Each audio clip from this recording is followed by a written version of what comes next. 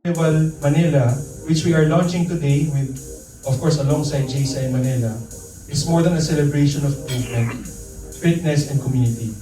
It is a meaningful step forward championing mental health in the Philippines, a cause that deserves greater attention, understanding, and most of all, malasakit. Coincidentally, when we did our MOA signing last Tuesday with Philippine Mental Health Association, I found out that our company is already supporting the Philippine Mental Health Association since the pandemic in their chapter in Palawan. So this is very timely for us.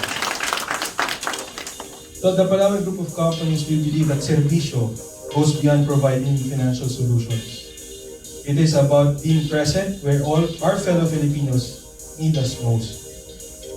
Today, that need includes creating safe spaces, raising awareness and supporting initiatives that care for mental health. As a JCI member, and most of all, a dad to young kids, I have 2, going on 3. This collaboration is also deeply personal. Mental health concerns are as real as they can get, and we need to work hand in hand to address these.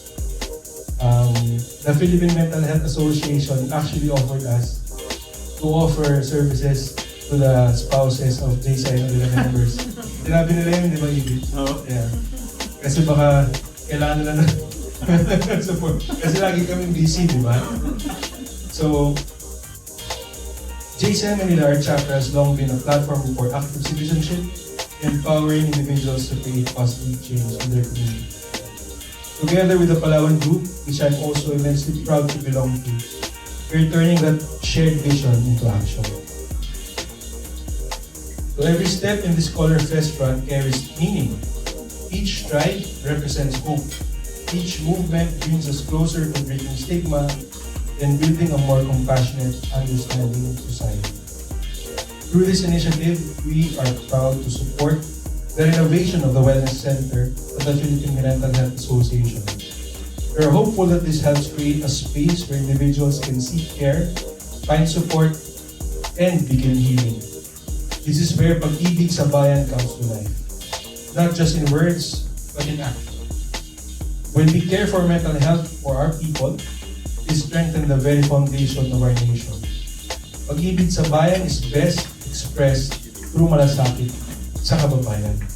So today, we invite everyone, our partners, our communities, our friends from the media, and every Filipino to join us. Let us run with purpose, let us move with malasakit, and let us take every step together toward a healthier, stronger Philippines. This is not just an event, this is a movement. So maraming salamat po at mabuhay ang ating bayan. Salamat. Big shoes to fill in our part, but it's a team effort. So for this year, what to expect for the run?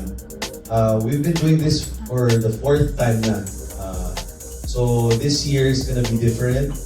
The first one was Run for the Mountains. The second one was Color Fest. The third one was Electric Night Run. And then this time is gonna be Color Fest again, but with a twist. It's Color Fest Carnival. And this is gonna be by far the best and the biggest run event that we're gonna be having. Previously it was around 4,000 and then 6,000. So this year is gonna be 10,000 runners. So it's open for different ages, from either professional runners, beginners, or casual, just Sunday runners. So, yun po, nagpapasalamat kami sa suporta, lalo na din sa Palawan and sa aming SG and Sir. Maraming salamat po. And another one is, what makes this very special is also our beneficiary.